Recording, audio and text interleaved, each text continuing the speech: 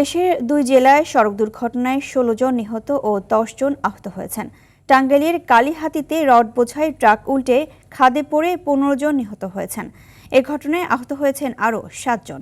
ভোর ৫টার দিকে ঢাকা টাঙ্গাইল যমুনা সেতু মহাসড়কের সরাতৈল এলাকায় এই দুর্ঘটনা ঘটে। আহতদের জেলার জেনারেল হাসপাতালে ভর্তি করা হয়েছে। নিহতদের সবার বাড়ি উত্তরাঞ্চলে। ঈদের আনন্দ ভাগাভাগি করতে কম ভাড়ায় তারা ট্রাকের যাত্রী হয়েছিলেন। তাৎক্ষণিকভাবে তাদের পরিচয় জানা যায়নি। এদিকে ভোরে ঢাকা মাওয়া এক্সপ্রেসওয়ের মুন্সিগঞ্জের শ্রীনগরে আলাদা দুটি সড়ক দুর্ঘটনায় একজন নিহত ও ৩ জন আহত হয়েছেন।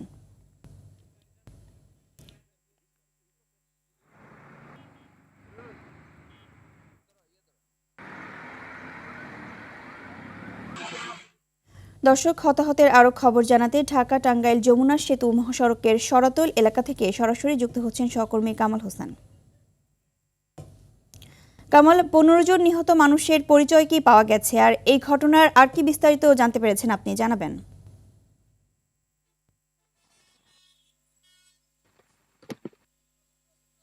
জি, ধন্যবাদ। তো আজ ভোর 4:30টার দিকে ঢাকা টাঙ্গাইল যমুনা সেতু মহাসড়কে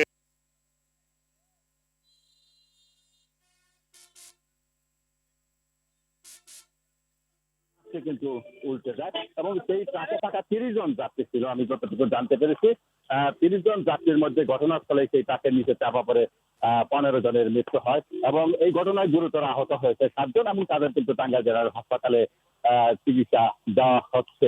তবে ঘটনার মূল কারণ যেটি বলছেন যে চালক যেহেতু সারা রাত তিনি ট্রাক চালিয়েছেন এবং এই ঘুমে আচ্ছন্ন ছিলেন এবং ঘুমে আচ্ছন্ন থাকার ফলে সেই চালক এখানে এসে নিয়ন্ত্রণ হারিয়ে ফেলেন এবং পরবর্তীতে ট্রাকটি উল্টে যায়। তবে এখানে যতটুকু আমি জানতে পেরেছি, পুলিশের সাথে কথা বলেছি, যমুনা সেতু পূর্ব থানার ওসির সাথে কথা বলেছি, তিনি যদি বলছেন যে আসলে যারা নিহত হয়েছেন তাদের সবার বাড়ি নওগাঁর মান্দাতে, এতটুকু আমরা জানতে পেরেছি। তবে এখনো পর্যন্ত পূর্ণাঙ্গ থানায় তদন্ত করা সম্ভব হয়নি। তবে এখানে যে বিষয়টি, যারা এখানে এই ট্রাকের যাত্রী ছিলেন, যারা নিহত হয়েছেন, তারা সবাই কিন্তু ছিল শ্রমিক এবং কম ভাড়াতে তারা গন্তব্যে যাচ্ছিলেন ঈদের আনন্দ উপভোগ করার জন্য, ঈদের আনন্দ ভাগাভাগি করার জন্য পরিবার পরিজনদের সাথে। এমনটাই কিন্তু বলছেন যারা জীবিত অবস্থায় আছেন এবং যারা দেশে ফিরেছেন, এমন বর্ণনায় কিন্তু তারা দিয়েছেন। এখানে যে বিষয়টি বলা হচ্ছে যে আসলে ভাড়া নৈরাজ্যের কারণে এই সমস্ত যাত্রীরা তাদের জীবনের ঝুঁকি নিয়ে কিন্তু যাচ্ছেন তাদের গন্তব্যে। প্রতিটি যে গণপরিবহন রয়েছে সেই গণপরিবহনগুলিতে কিন্তু ২ থেকে ৩ গুণ বা ৪ গুণ বেশি ভাড়া নেওয়া হচ্ছে। আর এই বেশি ভাড়া যাতে না দিতে হয় যারা রয়েছেন, তারা এই মজুরি ঢাকা সহ বিভিন্ন জায়গায় তারা চাকরি করেন এবং এই কম ভাড়া দিয়ে তারা পরিবার নিয়ে কিন্তু ঈদ আনন্দ উপভোগ করতে গন্তব্যে যাচ্ছেন। মোট কথা যে ভাড়া নৈরাজ্যের কারণে যেন এই সমস্ত জাতীয় ট্রাকে আহরণ করেন। আমি এই সড়কে সকাল থেকে রয়েছি, যতটুকু দেখেছি যে অধিকাংশ যে ট্রাকগুলো সকাল থেকে রয়েছি, যতটুকু দেখেছি যে অধিকাংশ যে ট্রাকগুলো ঢাকায় গরু নিয়ে যাচ্ছে এবং সেই বেশিরভাগ ট্রাকগুলো কিন্তু পরবর্তীতে যাত্রী নিয়েই তারা গন্তব্যে যাচ্ছেন, বাড়ি ফিরছেন।